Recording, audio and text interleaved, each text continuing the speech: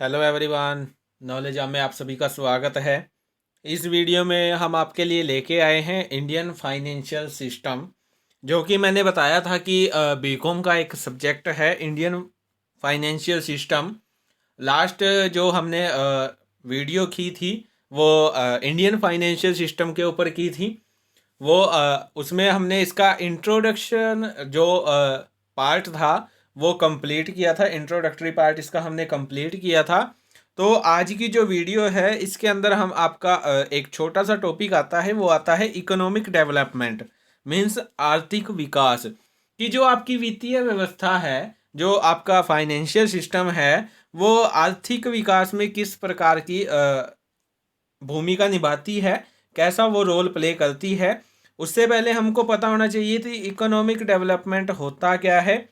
Economic development जिसमें क्या है, एक देश का आर्थिक विकास होता है, ठीक है। और ये आर्थिक विकास कौन करता है? आपका जितनी भी फाइनेंशियल जो आपका सिस्टम है उसके जरिए आप क्या कर सकते हो, एक देश के आर्थिक विकास पर जोर दे सकते हो, ठीक है। जैसे कि the economic development of any country depends on finance. कि जो आपका देश है, मान लीजिए कोई भी कंट्री है, उसका आर्थिक विकास, उसका जो डेवलपमेंट होता है वो किस पर निर्भर करता है? टोटली डिपेंड ऑन फाइनेंस पर, ठीक है। उसके बाद क्या कहता है कि finance can be available from domestic and foreign sources. कि जो आपका वित्त है, जो फाइनेंस है, वो कहाँ कहाँ से उपलब्ध हो सकता है? वो आप डोमेस्टिक यानी कि घरेलू, एक देश के अंदर जितने भी साधन होते हैं, सोर्सेज होते हैं, वहाँ से आप क्या है, वित्त की व्यवस्था कर सकते हो।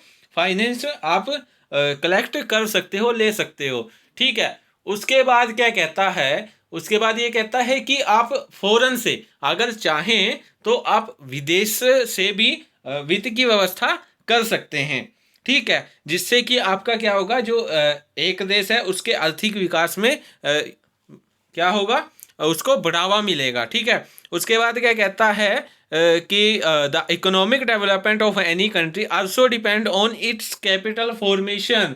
कि जो आपका एक देश की जो अर्थव्यवस्था होती है, उसका जो आर्थिक विकास होता है, एक देश का जो इकोनॉमिक जो डेवलपमेंट होता है वो किस पे बेस्ड होता है? वो आपकी जो कैपिटल फॉर्मेशन है, पूंजी निर्माण है, उसके ऊपर भी क्या करता है, डिपेंड करता है। और पूंजी का निर्माण कैसे होता है? इकोनॉमिक जो आपका कैपिटल फॉर्मेशन है वो कैसे होता है? वो फाइनेंशियल सिस्टम के द्वारा किया जाता है, ठीक है। वित्तीय व्यवस्था में कैपिटल का फॉर्मेशन किया जाता है। तो ये कहा जाता है कि जो एक देश का इकोनॉमिक डेवलपमेंट है, ठीक है, उसमें क्या है, उसमें उसको उसका विकास करने के लिए एक आपका जो फाइनेंशियल सिस्टम है और कैपिटल फॉर्मेशन है, वो एक अहम भूमिका क्या करता है, निभाता है, ठीक है। वो इम्पोर्टेंट रोल उसमें प्ले करता है। तो जो आपके सोर्स ऑफ बिजनेस फाइनेंस हैं वो मेनली वैसे 3 टाइप के होते हैं। जैसे कि हमने पढ़ा है कि जो सोर्स ऑफ फाइनेंस है वो आपके होते हैं long term source, long term source हो गए, ठीक है, मीडियम टर्म सोर्स हो गए, और आपके शॉर्ट टर्म सोर्स हो गए, ठीक है। तो लॉन्ग टर्म कैसे होते हैं? लॉन्ग टर्म जो आपके सोर्स होते हैं वो लंबे टाइम के लिए आपको वित्त की व्यवस्था करते रहते हैं, ठीक है, यानी कि 5 साल से ज़्यादा, ठीक है। और जो आपके मीडियम टर्म होते हैं वो 1 से 5 साल के लिए आपके लिए क्या करते हैं, वित्त की व्यवस्था करते हैं, ठीक है। और आपके जो शॉर्ट टर्म होते हैं वो 1 साल से भी कम टाइम पीरियड के लिए आप क्या करते हो, उनसे सोर्स ऑफ फाइनेंस, आप उनसे फाइनेंस लेते रहते हो, ठीक है। तो ये आपके कुछ सोर्स थे, लेकिन कुछ अदर सोर्सेज हैं जिनको उन्हीं सोर्सेज के अंदर शामिल किया जाता है, जिसमें फर्स्ट आता है ऑन सोर्स। ऑन सोर्स यानी कि निजी स्रोत, जो कि आपका बिजनेस का जो ओनर होता है वो उसके खुद के स्रोत होते हैं। मीन्स वो अपनी खुद के पूंजी उसमें लगाता है, अपनी निजी कैपिटल उसके अंदर लगाता रहता है, बिजनेस के अंदर वो लगाता रहता है ताकि वो आसानी से चलता रहे, ठीक है। तो ये कौन सा है? ये आपका निजी सोर्स है, ओन सोर्स है। उसके बाद आता है डिबेंचर्स। डिवेंचर्स यानी कि ऋण पत्र। अब ये क्या कहता है कि जैसे आपकी जो फिक्स कैपिटल है उसको प्राप्त करने के लिए, उसको कलेक्ट करने के लिए क्या करते हो आप, शेयर्स इशू करते हो, ठीक है, शेयर सर्टिफिकेट देते हो। सेम वैसे ही ये आपका क्या है, ये आपका लोन से रिलेटेड एक सर्टिफिकेट है जिसे आप डिबेंचर्स कहते हैं, ठीक है। इसमें क्या है, इसमें जो आपके इन्वेस्टमेंट करने वाले जो कंपनी के ओनर्स होते हैं, ठीक है, वो इसमें इंक्लूड नहीं किए जाते हैं, तब वो क्या बन जाते हैं, वो ऋणदाता बन जाते हैं, जो कंपनी को क्या देते हैं, लोन देते हैं, ठीक है। तो जो कंपनी को लोन देते हैं उनको जो कंपनी है वो क्या करती है, वो डिबेंचर्स इशू कर देती है। उसके बाद क्या कहता है, loan from industrial finance institution, औद्योगिक वित्तीय संस्थाओं से ऋण।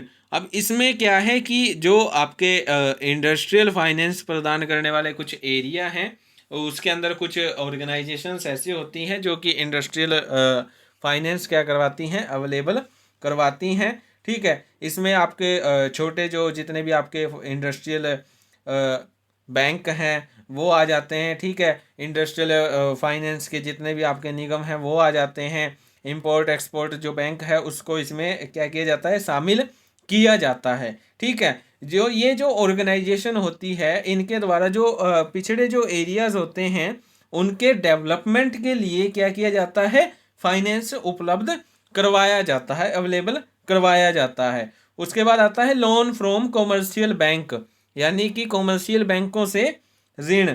अब क्या है कि जो एक कंट्री है उसकी जो उसका जो फाइनेंस सिस्टम है उसमें जो आपके कॉमर्शियल बैंक जो होते हैं वो एक इम्पोर्टेंट रोल प्ले करते हैं। जो भी आपके व्यापारिक बैंक होते हैं वो इम्पोर्टेंट रोल प्ले करते हैं, ठीक है। ये जो बैंक होते हैं ये एरिया के डेवलपमेंट के लिए क्या करते हैं, आपको लॉन्ग टर्म लोन भी देते हैं और शॉर्ट टर्म लोन भी दे देते हैं, ठीक है। तो ये आपका था लोन फ्रॉम कॉमर्शियल बैंक्स। उसके बाद आता है पब्लिक डिपॉजिट। अब पब्लिक डिपॉजिट क्या है, पब्लिक डिपॉजिट जिसमें क्या है, जो कंपनी है वो क्या करती है, जनता से यानी कि पब्लिक से क्या करती है, डिपॉजिट इकट्ठा करती है, उनसे जमा इकट्ठा करती है, उनसे पैसा कलेक्ट करती है, ठीक है। और ये जो डिपॉजिट होता है ये अनसिक्योर्ड होता है, ठीक है। उसके बाद क्या कहता है, फॉरेन सोर्सेज।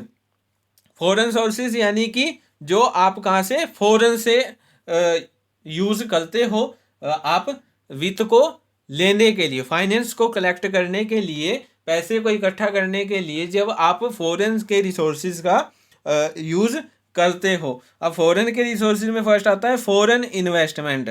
फॉरेन के इन्वेस्टमेंट में क्या होता है कि आप दो तरह से पैसे इकट्ठे करते हो। फर्स्ट आता है एफडीआई यानी कि फॉरेन डायरेक्ट इन्वेस्टमेंट करके, और उसके बाद होता है एफपीआई यानी कि जो आपका फॉरेन पोर्टफोलियो इन्वेस्टमेंट है, ठीक है। उसके जरिए आप क्या करते हो, फाइनेंस की व्यवस्था करते हो, ठीक है, फाइनेंस को इकट्ठा करते हो। उसके बाद आता है loan from foreign government and international institution. इसमें क्या है, इसमें जो गवर्नमेंट है उससे लोन लिया जाता है, फॉरेन की जो गवर्नमेंट है उससे लोन लिया जाता है, ठीक है। और उसके अलावा जितनी भी आपकी इंटरनेशनल इंस्टीट्यूशंस हैं, जैसे आपका वर्ल्ड बैंक हो गया, ठीक है, उसके बाद जो आपका इंटरनेशनल मनी रिजर्व हो गया, ठीक है, वहाँ से क्या करते हैं, वहाँ से लोन लेते हैं, ठीक है। उसके बाद क्या कहता है, उसके बाद कहता है फॉरेन कॉमर्शियल बोरोइंग।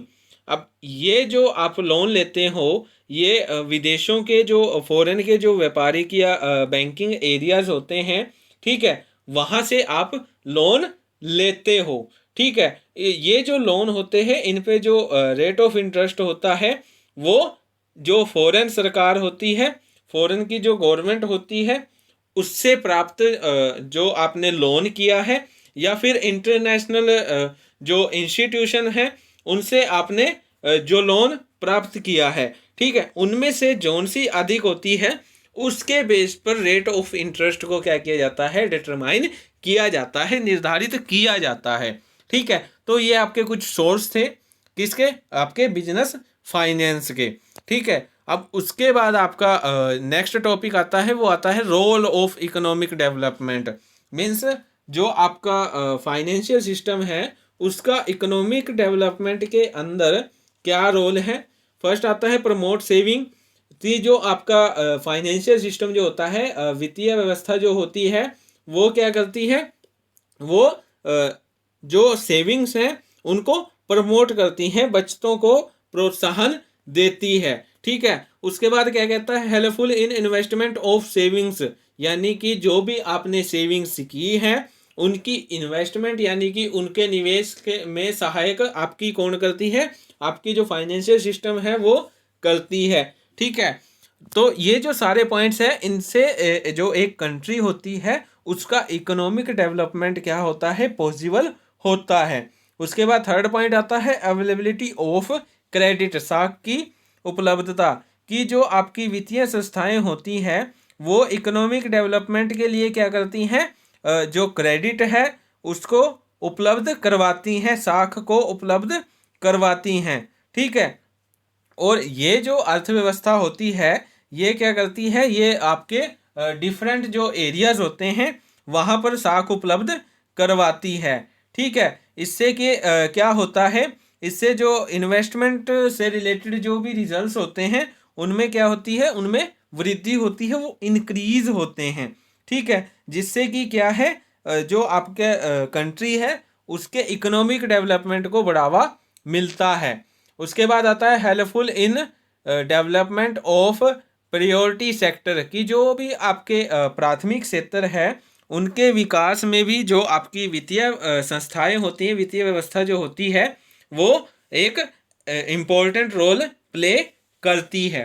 ठीक है, जो आपके फाइनेंशियल जो इंस्टीट्यूशन होते हैं वो सिलेक्टिव क्रेडिट पॉलिसी के द्वारा क्या करती है, कुछ एरियाज में जो ब्याज की जो दर है, रेट ऑफ इंटरेस्ट है, वो कम उपलब्ध करवाती है। Means come rate of interest पे क्रेडिट उपलब्ध करवाती है।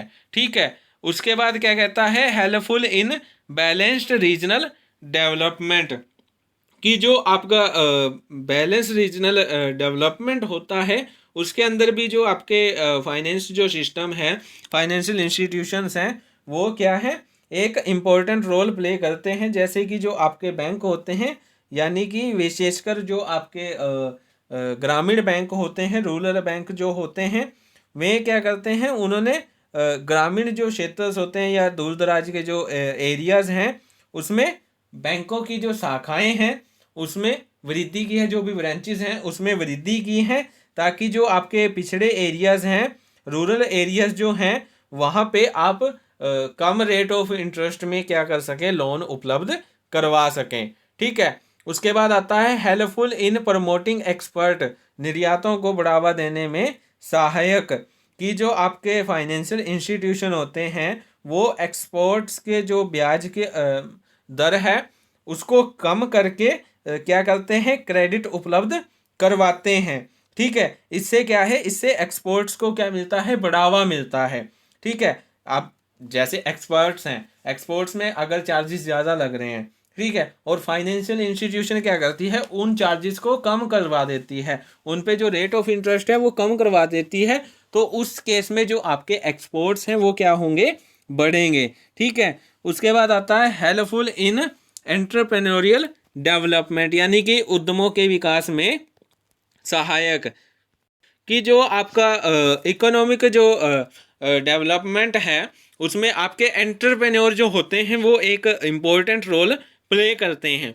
तो जितने भी आपके फाइनेंशियल इंस्टीट्यूशन होते हैं वो क्या करते हैं, वो मीन्स सस्ता क्या करते हैं, आसानी से वो क्या कर देते हैं, उनको फाइनेंस उपलब्ध करवा देते हैं, जिससे कि जो आपके एंटरप्रेन्योर होते हैं उनको अपने कौशल यानी कि जो भी उनकी एफिशिएंसी है उनको अपनी एफिशिएंसी दिखाने का मौका मिलता है, अपॉर्चुनिटी उनको मिलती है। कई ऐसे एंटरप्रेन्योर होते हैं जो क्या करते हैं, वित्त की कमी के कारण, फाइनेंस के ना होने के कारण वो क्या करते हैं, वो अपने व्यवसाय को शुरू नहीं कर पाते। ठीक है। तो वित्तीय व्यवस्थाएं जो है, फाइनेंशियल जो सिस्टम है वो क्या करता है, वो उनको लो कॉस्ट में क्या करता है, वित्त उपलब्ध करवाता है, फाइनेंस उपलब्ध करवाता है, जिससे कि वो क्या करते हैं, अपने बिजनेस को सेटअप करते हैं। उसके बाद धीरे धीरे उनका क्या हो जाता है, डेवलपमेंट होता रहता है। ठीक है। उसके बाद आता है प्रमोट एग्रीकल्चर डेवलपमेंट, कि जो आपका फाइनेंशियल इंस्टीट्यूशन है वो आपके एग्रीकल्चर में भी डेवलपमेंट करता है, जिससे कि क्या होता है कि इकोनॉमिक डेवलपमेंट होता है। जैसे कि हमें पता है कि जो फार्मर्स होते हैं वो लगभग अपनी जो खेती करते हैं, कृषि करते हैं, वो ज़्यादातर लोन पर करते हैं।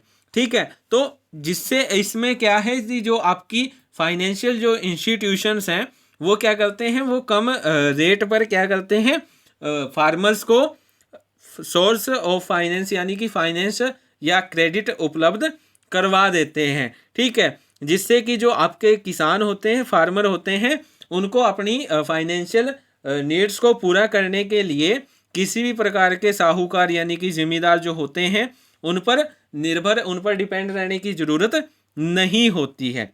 ठीक है। इससे क्या है, इससे जो एग्रीकल्चर है फिर धीरे धीरे बढ़ता जाता है। उसके बाद क्या कहता है, प्रमोट इंडस्ट्रियल डेवलपमेंट, औद्योगिक विकास को बढ़ावा, कि जो आपका फाइनेंशियल इंस्टीट्यूशन जो होता है, फाइनेंशियल सिस्टम जो होता है, वो आपका इंडस्ट्रियल यूनिट्स को भी क्या देता है, बढ़ावा देता है। वो कैसे बढ़ावा देता है, वो उनको भी आसानी से क्या करता है, इजीली फाइनेंस अवेलेबल करवा देता है। ठीक है। जिससे कि जो आपके इंडस्ट्रियल एरियाज जो हैं वो धीरे धीरे क्या हो जाते हैं, डेवलप होते जाते हैं। ठीक है। वो उनको आसानी से क्रेडिट अवेलेबल करवा देते हैं। ठीक है। जिससे कि वो अपना क्या है, रॉ मटेरियल को परचेज कर सकते हैं। उसके बाद आता है हेल्पफुल इन इंक्रीज डिमांड, कि जो आपका फाइनेंशियल जो सिस्टम होता है वो आपका जो अल्प विकसित जो देश हैं, ठीक है, उसमें क्या है, उसमें जो लोगों की जो आय है, उनकी जो इनकम है, पर्सन्स की जो इनकम है, वहाँ के रहने वाले जो लोग हैं उनके जो इनकम है वो क्या होती है, लो होती है। ठीक है। जिससे जो उनका स्टैंडर्ड ऑफ लिविंग है वो क्या होता है, वो कम होता है, उनका जीवन स्तर क्या होता है, नीचा होता है। ठीक है। तो वो क्या करते हैं, वो इससे क्या करते हैं, वो इससे कम जो थिंग्स हैं, जो भी मतलब कि माल है, गुड्स है, जो भी प्रोडक्ट है, उसको वो क्या करते हैं, कम परचेज करते हैं, ज़्यादा परचेज नहीं करते हैं। तो ये जो आपका फाइनेंशियल जो इंस्टीट्यूशन है वो क्या करता है, वो उनको क्रेडिट की सुविधा देता है। ठीक है। उनको क्रेडिट की फैसिलिटी देता है, जिससे कि वो क्या करते हैं, उनको उनका इंटरेस्ट बढ़ता है और वो और भी ज़्यादा क्या करते हैं, प्रोडक्ट्स को परचेज करते हैं। जिससे कि जो एक कंपनी है उसके प्रोडक्ट का जो डिमांड है उसमें क्या होती है, वृद्धि होती है। उसके प्रोडक्ट की जो डिमांड है वो तेज़ी से बढ़ने लगती है, इंक्रीज होने लगती है, जिससे कि जो इकोनॉमिक डेवलपमेंट है उसमें तीव्रता आती है। ठीक है। वो तेज़ी से होने लगता है इकोनॉमिक डेवलपमेंट। ठीक है। उसके बाद क्या कहता है, प्रमोट एम्प्लॉयमेंट, रोजगार को बढ़ावा देना, कि जो फाइनेंशियल इंस्टीट्यूशन है वो क्या करती है, जैसे जैसे वो न्यू बैंक अपने इस्टेब्लिश करती जाती है, रूरल एरिया में हो गए, ठीक है, जितने भी पिछड़े जो गांव हो गए, विलेजेस हो गए, उनमें क्या करती है, वो अपने न्यू ब्रांचेस इस्टेब्लिश करती रहती है, जिससे कि वो वहाँ पे रहने वाले जो भी पर्सन होते हैं उनको क्या करती है, रोजगार उपलब्ध करवाती है, उनको एम्प्लॉयमेंट उपलब्ध करवाती है। ठीक है। तो ये आपका रोल था फाइनेंशियल सिस्टम का, ये जो रोल है इकोनॉमिक डेवलपमेंट के अंदर।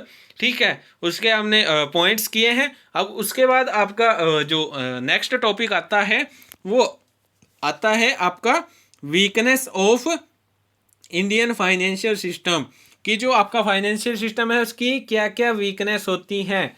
फर्स्ट आता है lack of coordination among financial institution, कि जो आपके फाइनेंशियल इंस्टीट्यूशन होते हैं जिनको आप इंडियन फाइनेंशियल सिस्टम के बीच अंदर शामिल करते हैं, ठीक है, उनके बीच में क्या है, आपसी कोऑर्डिनेशन नहीं होता, मीन्स उनमें लैक ऑफ कोऑर्डिनेशन हो जाता है, जिससे कि जो फाइनेंशियल सिस्टम है वो प्रॉपर से काम नहीं कर पाता। ठीक है, उसके बाद सेकंड पॉइंट आता है प्रॉब्लम और नॉन परफॉर्मिंग एसेट, कि जो आपकी गैर निष्पादित जो संपत्तियां होती हैं उनसे रिलेटेड भी कुछ जो प्रॉब्लम्स हैं वो निकल कर आती हैं, जिससे कि जो फाइनेंशियल सिस्टम है वो धीरे धीरे क्या होता है, कम होता है। ठीक है, उसके बाद थर्ड पॉइंट क्या कहता है, dominance of banks in industrial finance, औद्योगिक वित्त में बैंकों का अधिक बोलबाला, कि जो आपका भारत जो देश है, इंडिया जो है, उसमें अधिकतर जो इंडस्ट्रियल यूनिट्स हैं वो अपनी फाइनेंशियल नीड्स कहाँ से पूरा करती हैं, बैंकों से पूरा करती हैं। ठीक है, जिससे कि जो सार्वजनिक जो कोष होते हैं, पब्लिक जो रिजर्व्स होते हैं, उन पर उनकी डिपेंडेंट जो होती है वो कम होती है, इतनी नहीं होती, क्योंकि वो अपनी जो सारी नीड्स हैं वो बैंक से पूरा कर लेते हैं। ठीक है, इससे क्या होता है कि वो जो भी कैपिटल मार्केट जो होता है वो उसके अंदर वो कम पब्लिक शेयर्स इशू करते हैं, मीन्स वो पब्लिक इशू कम कर देते हैं, जिससे कि जो औद्योगिक जो यूनिट्स हैं, इंडस्ट्रियल यूनिट्स हैं, वो बैंकों से ही अपनी जो फाइनेंशियल नीड्स हैं उनकी पूरी हो जाने से जो मनी मार्केट है और जो कैपिटल मार्केट है, ठीक है, उनका जो विकास है, उससे रिलेटेड जो भी संस्थाएं जुड़ी हैं, जो भी आपके इंस्टीट्यूशन जुड़े हैं, उनका जो डेवलपमेंट है वो धीरे धीरे कम होता जाता है। ठीक है, जिससे कि जो आपके इकोनॉमिक डेवलपमेंट है उसके अंदर क्या होता है, उसके अंदर कमी आती है। ठीक है, तो ये भी इसके लिए एक वीकनेस है कि इससे क्या है, इससे आप कैपिटल और जो आपका मनी मार्केट है उसके ऊपर कम डिपेंडेंट रहते हैं, क्योंकि सारा काम आप कहाँ से कर रहे हो, बैंकों से कर रहे हो। बैंक से जो फाइनेंस मिलता है उससे आप अपनी नीड्स को पूरा कर रहे हो।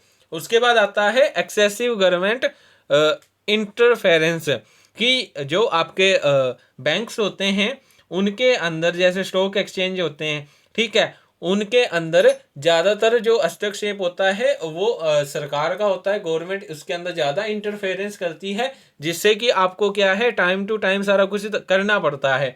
मीन्स जब भी वो मांगे उनको सारी रिपोर्ट देनी पड़ती है, जिससे कि जो काम है उसके अंदर क्या आता है, रुकावट आती है, बैरियर आता है। इससे आपके जो देश का जो आर्थिक विकास है वो क्या होता है, रुक जाता है। ठीक है, अब बार बार इंटरफेरेंस करेंगे तो वो डिस्टर्ब होंगे। ठीक है, जो काम उन्होंने एक महीने में करना था वो उनको उसने किस में आपके 3-4 महीनों में किया। ठीक है, तो इसमें क्या होता है, आपका टाइम भी वेस्ट होता है। उसके बाद क्या आता है, फाइनेंस इलिटरेसी, मीन्स वित्तीय निरक्षरता। अब जो भारत जो है कंट्री के जो पर्सन्स होते हैं उनमें क्या है, वित्तीय जो फाइनेंस जो साक्षरता जो होती है उसका क्या होता है, अभाव होता है, मीन्स लैक होता है, वो उनमें नहीं होती है, जिससे कि जो पब्लिक होती है उनको फाइनेंस जो सिस्टम होता है उससे उपलब्ध जो भी उनको इन्वेस्टमेंट के जो अपॉर्चुनिटीज़ मिलती है उनके बारे में बहुत ही कम जानकारी होती है। ठीक है, इससे जो आपके फुटकर निवेश जो होते हैं, इन्वेस्टर्स जो होते हैं, वो क्या करते हैं, वो फाइनेंशियल एसेट्स में ही इन्वेस्टमेंट के स्थान पर जो आपकी भौतिक संपत्तियां जो होती हैं, भौतिक एसेट जो होती हैं, उसमें इन्वेस्टमेंट करना ज़्यादा पसंद करते हैं। ठीक है, क्योंकि उनमें क्या है, उनमें वित्तीय साक्षरता का अभाव है।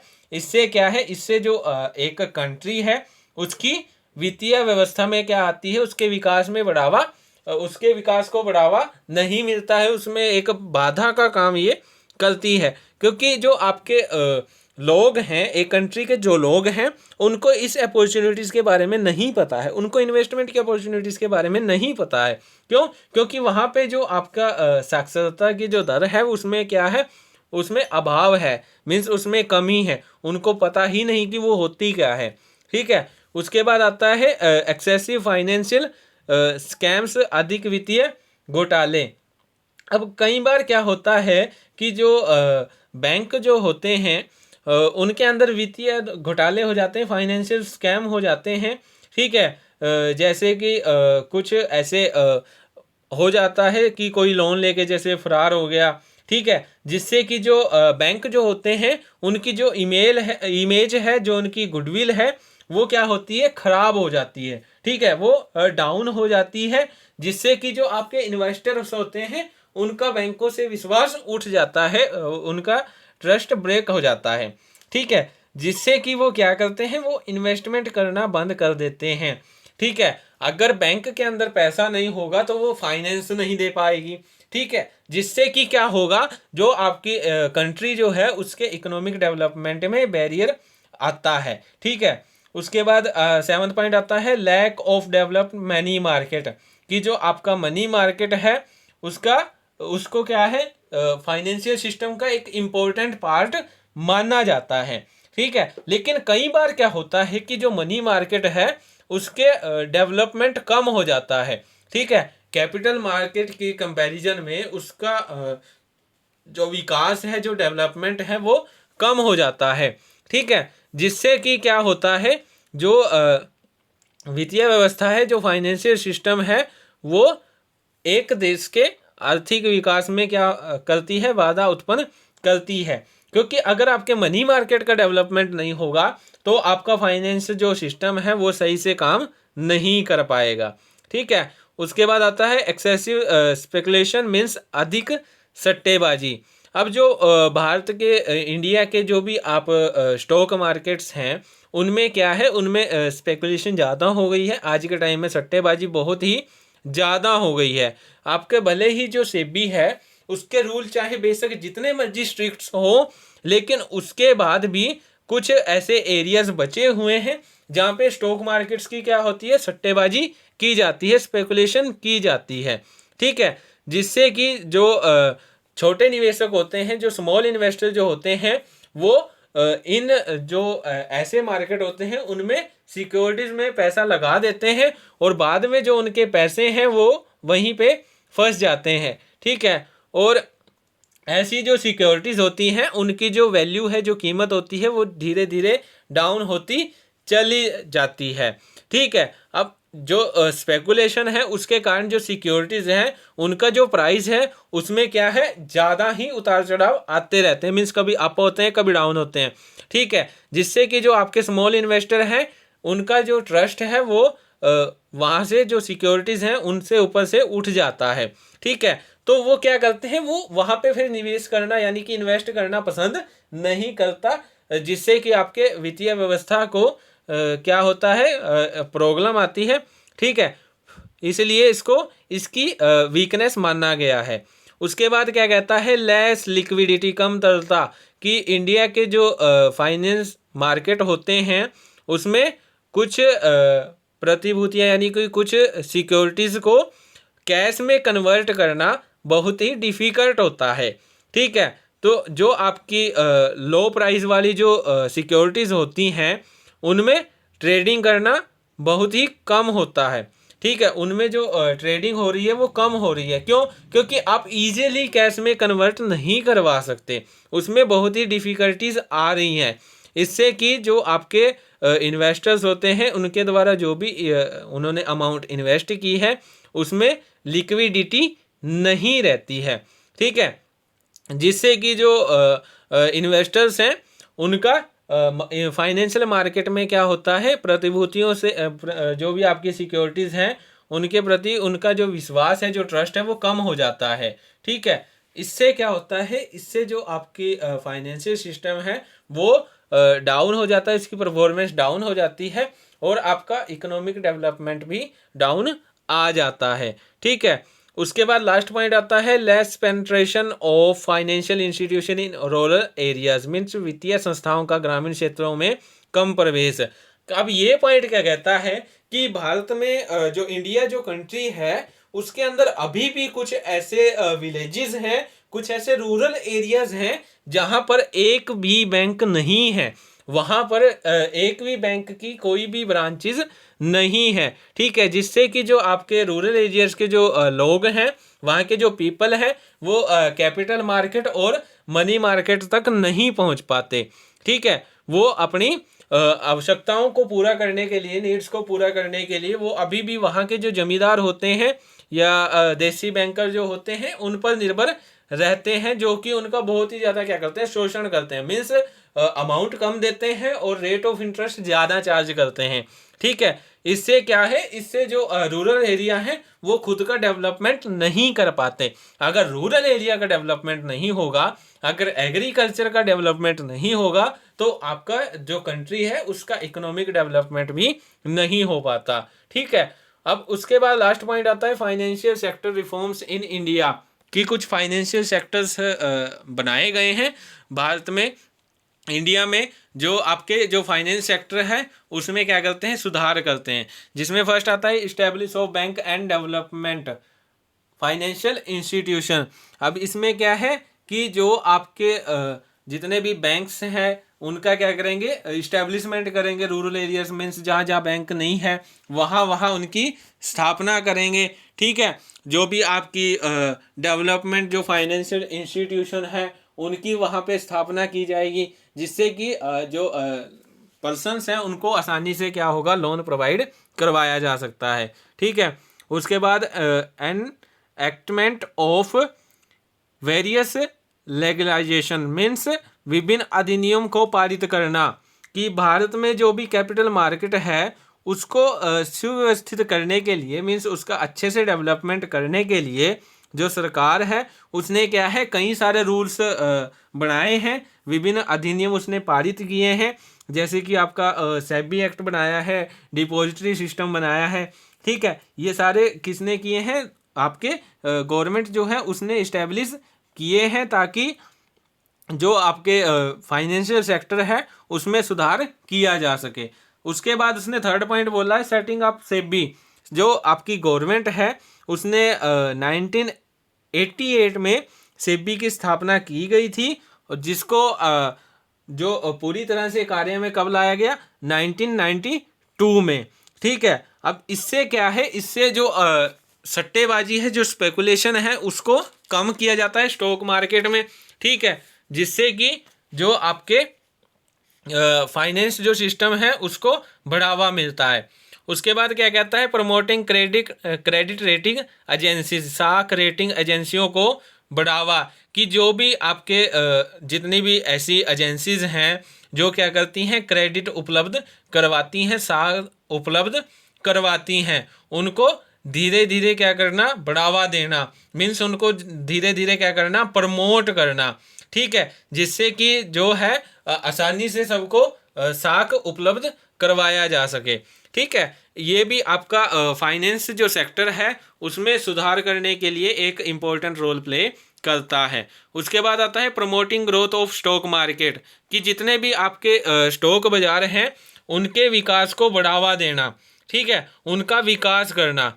लेकिन पिछले जो कुछ ईयर्स थे उसमें जो स्टॉक है उसमें उनका डेवलपमेंट बहुत ही ज़्यादा किया गया है। ठीक है, जिससे कि किसी भी स्थान पर अगर आपका जो पर्सन है वो कहीं भी बैठा है वो अपनी सिक्योरिटीज़ को बेच या खरीद सकता है। ठीक है, क्योंकि अब क्या किया गया है, अब सारा जो सिस्टम है वो ऑनलाइन किया गया है। ठीक है, स्टॉक एक्सचेंज के जो टर्मिनल्स हैं उनको इस्टेब्लिश किया गया है, जिससे कि आप कहीं पे भी बैठ के सिक्योरिटीज़ को बेच सकते हो, खरीद सकते हो। ठीक है, और जो इन्वेस्टर्स होते हैं वो अपने इन्वेस्टमेंट को ईजिली क्या कर सकते हैं, कैश में कन्वर्ट कर सकते हैं। ठीक है, जिससे कि जो स्टॉक बाजार है उसका विकास होता है, और वो क्या करता है, वो उससे जो आपका कैपिटल मार्केट है उसका भी डेवलपमेंट होता है। उसके बाद आता है creating awareness of investment opportunities. अब ये पॉइंट क्या कहता है कि कुछ ऐसे क्षेत्र हैं, एरियाज़ हैं जहाँ पे इन्वेस्टमेंट अपॉर्चुनिटीज़ के बारे में नहीं पता। जैसे हमने साक्षरता के बारे में वीकनेस के अंदर पढ़ा था ना, साक्षरता के बारे में, कि कुछ ऐसे पीपल होते हैं जिनको इन्वेस्टमेंट अपॉर्चुनिटीज़ के बारे में पता ही नहीं है। ठीक है, तो क्या करेंगे, जो आपके पब्लिक है उनको इन्वेस्टमेंट अपॉर्चुनिटीज से रिलेटेड क्या करेंगे, उनको अवेयर करेंगे, उनको जागरूक करेंगे। ठीक है, जिससे कि वो क्या करेंगे, वो भी धीरे धीरे इन्वेस्टमेंट करना शुरू कर देंगे। ठीक है, इससे जो है उनको किसी और पे डिपेंड रहने की ज़रूरत नहीं होगी। ठीक है, तो ये पॉइंट भी आपका फाइनेंशियल सेक्टर में सुधार करने के लिए एक इम्पोर्टेंट रोल प्ले करता है। उसके बाद प्रमोटिंग म्यूचुअल फंड्स की कुछ म्यूचुअल फंड्स, यानी कि म्यूचुअल फंड क्या होते हैं, जो छोटे निवेशकों यानी कि स्मॉल जो इन्वेस्टर होते हैं उनसे इकट्ठा किया गया धन। ठीक है, तथा इसे ये जो म्यूचुअल फंड जो इकट्ठा किया जाता है उसको जो आपका प्राइमरी और जो सेकेंडरी जो मार्केट होता है उसमें क्या किया जाता है, इन्वेस्ट किया जाता है। ठीक है, इंडिया में सबसे पहले 1964 में यूनिट ट्रस्ट ऑफ इंडिया द्वारा क्या किया गया था, म्यूचुअल फंड को इस्टेब्लिश किया गया था। ठीक है, 1993 में जो गवर्नमेंट है उसने क्या किया, निजी निगमित इकाइयों यानी कि जो प्राइवेट इशूड जो यूनिट्स हैं उनको भी म्यूचुअल फंड इस्टेब्लिश करने की क्या कर दी, अनुमति दे दी। ठीक है, अब जो आपका आज का जो प्रेजेंट टाइम है उसमें जो म्यूचुअल फंड है वो आपके पब्लिक सेक्टर के जो बैंक हैं वो भी चला रहे हैं, जो प्राइवेट सेक्टर के जो बैंक हैं वो भी इसमें काम कर रहे हैं, जिससे कि आपके जो कैपिटल मार्केट है उसको क्या मिलता है, बढ़ावा मिलता है। अब उसके बाद नेक्स्ट पॉइंट आपका आता है permitting funds from international capital market की जो भारतीय जो कंपनियां हैं, इंडिया की जो कंपनीज हैं वो क्या करती हैं, वो इंटरनेशनल कैपिटल मार्केट से भी क्या करती हैं, रिजर्व को कलेक्ट करती हैं। ठीक है, और ये जो अमाउंट है वो ADR यानी कि आपका अमेरिकन डिपॉजिटरी रिसिप्ट और आपका GDR यानी कि ग्लोबल डिपॉजिटरी रिसिप्ट और भी आपके foreign currency convertible bond FCC भी। ठीक है, और आपका एक्सटर्नल कॉमर्शियल बोर्विंग ECB आदि के रूप में क्या करती हैं, एकत्रित करती हैं।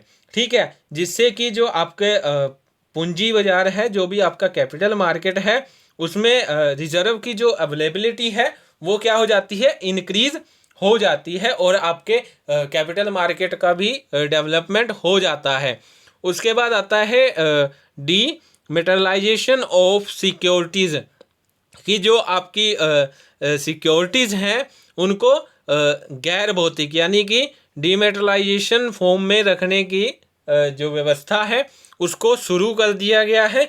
इसके अंतर्गत क्या होता है कि जो आपका डिपॉजिटरी एक स्थापित की गई है, डिपॉजिटरी सिस्टम को लाया गया है, जिसमें जो डिपॉजिटरी के जो पार्टिसिपेंट्स हैं उनका क्या है, उनका एक खाता खोला जाता है। जो वो अकाउंट खोला जाता है उस अकाउंट को डीमेट अकाउंट कहा जाता है, जिसमें जो निवेशक होते हैं, जो इन्वेस्टर्स होते हैं, वो अपने अंशों को क्या करते हैं, जो भी उनके शेयर्स होते हैं, जो भी सिक्योरिटीज़ होती हैं, वो उनको इलेक्ट्रॉनिक फॉर्म में रख सकती हैं।